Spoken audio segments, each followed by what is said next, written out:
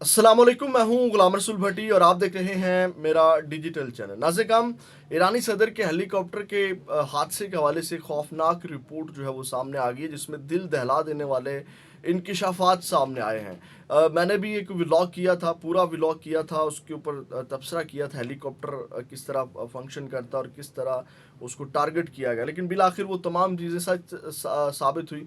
उनकी तदफीन से चंद घंटे पहले ही जो है ये इंकिशाफात सामने आ गए। नाज़िर, इसकी तफसीलात आपके सामने रखते हैं और उनकी नमाज जनाजा भी अदा कर दी गई है। रिक्कत आमेज़ मनाजिर थे, इसकी तफसीलात भी आपके सामने रखते हैं, लेकिन तफसीलात में जाने से पहले हमेशा की तरह नए आने वाले दोस्तों से यही दरख्वास्त है कि वो चैनल को सब्सक्राइब ज़रूर कर लें, क्योंकि आपकी जो सब्सक्रिप्शन है ये हमें मज़ीद अच्छा काम करने के लिए इनेबल करती है। नाज़िर, सबसे पहले उनकी कुछ इब्तदाई रसूमात, उनकी तदफीन से हवाले से बात कर लेते हैं कि उनको कहाँ दफनाया जा रहा है, और उसके बाद फिर वो जो रिपोर्ट सामने आई है, उनके हादसे की तफसीलात सामने आई हैं, उसके ऊपर बात कर लेंगे।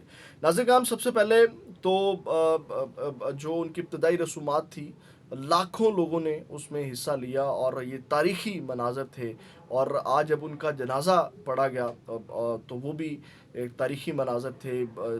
लाखों की तादाद में लोगों ने जो है वो शिरकत की और रिक्कत आमेज़ मनाज़िर थे। उनके समेत जो बाकी जो सदर हैं, ईरानी सदर इब्राहिम राइसी, उनके साथ जो बाकी साथी शहीद हुए थे, उन सबको गार्ड ऑफ ऑनर भी जो है वो पेश किया गया। उसके बाद नाज़िर, जो सुप्रीम लीडर आयतुल्ला खामना ई हैं, उन्होंने उनकी नमाज जनाजा जो है वो पढ़ाई। और उसके बाद नाज़िर, हमास के रहनुमा इस्माइल हानिया भी इब्राहिम राइसी और दीगर हुकाम जो हैं उनकी नमाज जनाजा में शरीक हुए। अब आपको मैं बताऊं,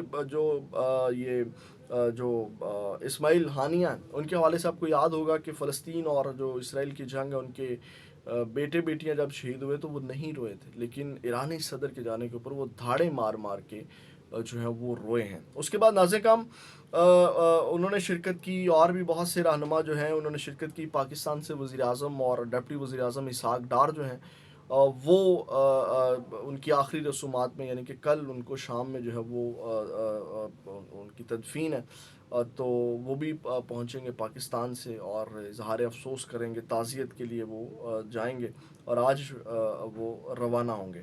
उसके बाद नाज़िर, अब उनको उनकी तदफीन कहाँ की जाएगी? उनका जो आबाई शहर है, यानी कि तेहरान, उनको तबरेज़ में उनकी इब्तदाई रसूमात हुई। तेहरान में आज उनकी नमाज जनाजा अदा की गई।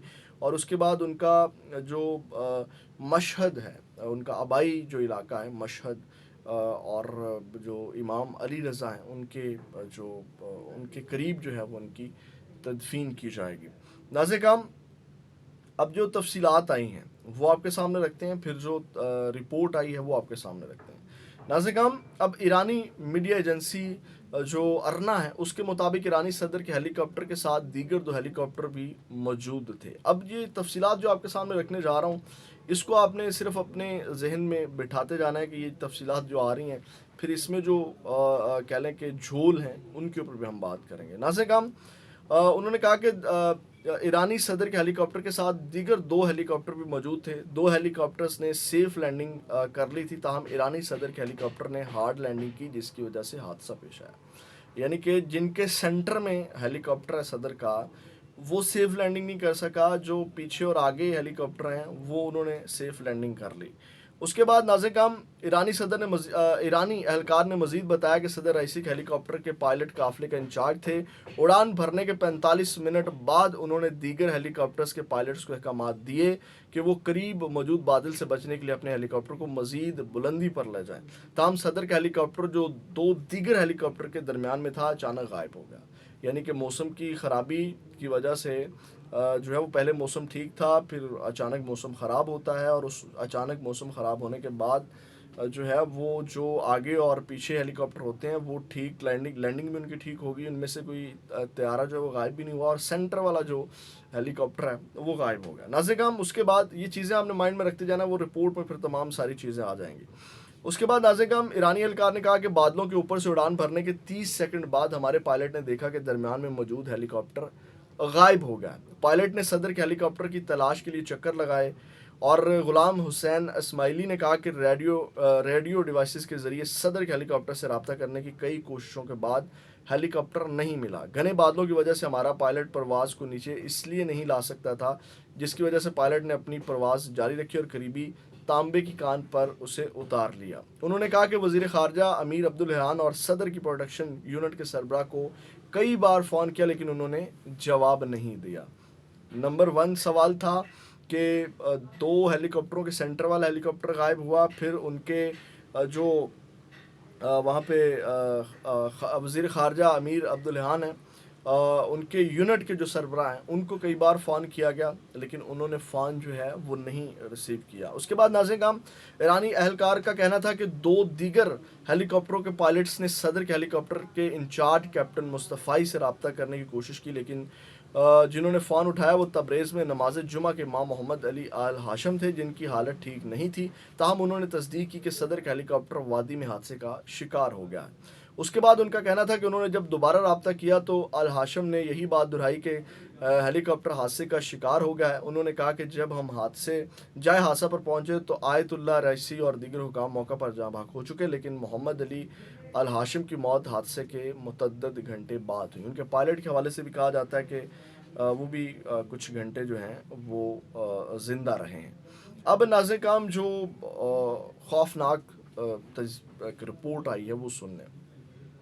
ناظرین کرام، یہ ترک میڈیا نے ایک کچھ سوالات اٹھائے ہیں، غیر معمولی چیزوں کی نشاندہی کی اور ایک تجزیاتی رپورٹ جو ہے وہ جاری کی ہے، جس میں اب اس رپورٹ کے مطابق جو سب سے پہلا سوال اٹھایا گیا وہ یہ ہے کہ انہوں نے کہا کہ آخر ایرانی صدر نے 30 برس پرانا امریکی ہیلی کاپٹر کیوں استعمال کیا، اور مسافروں کی جو ترتیب ہے وہ بھی چینج کی گئی، یعنی کہ جو مین لوگ ہیں جیسے خارجہ اور گورنر ہیں وہ انہوں نے صدر کے ہیلی کاپٹر میں نہیں بیٹھنا تھا، تو یہ ترتیب بھی چینج کی گئی اور ہیلی کاپٹر بھی وہ یوز نہیں کرتے تھے۔ یہ ذرا سنیں، انہوں نے کہا کہ روسی میڈیا نے ترک اخبار کے حوالے سے کہا کہ ایران کے صدر اپنے دوروں میں عام طور پر روسی ساختہ ہیلی کاپٹر استعمال کرتے تھے، تاہم تبریز جانے کے لیے امریکی ساختہ بیل 212 ہیلی کاپٹر کو چنا گیا۔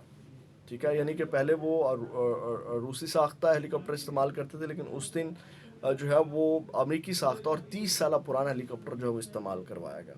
اس کے بعد ناظرین کرام، رپورٹ میں کہا گیا کہ ایرانی صدر کے لیے پائلٹ کا چناؤ ماضی میں پاسداران انقلاب کے اہلکاروں میں سے کیا جاتا تھا، تاہم اس بار ان کے پائلٹ کا تعلق آرمی سے تھا۔ ٹھیک ہے، ترتیب چینج کی گئی، ہیلی کاپٹر چینج کیا گیا، پھر پائلٹ جو جہاں سے لیا جاتا تھا وہ بھی چینج کر دیا گیا۔ تو یہاں سے اب آپ اندازہ لگا سکتے ہیں، ابھی مزید چیزیں بھی آپ کے سامنے رکھتے ہیں۔